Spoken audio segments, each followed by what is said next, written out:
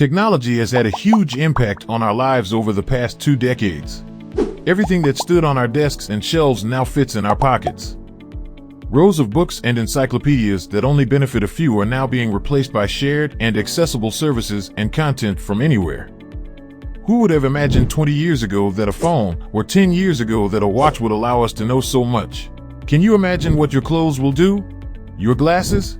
Or even objects that we have not yet invented and we will accompany each of our breaths over the next 20 years? This is where the IoT project, for Internet of Things, takes place. Carried out in the IEMN laboratory, scientists are interested in understanding connected objects in order to anticipate how they can help us in the future, but also to understand how their impacts will change our behaviors in the future.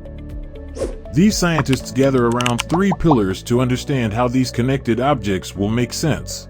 The first pillar concerns circuits and sensors, or what these objects will physically look like. Will they be able to capture all kinds of information about our body or our environment?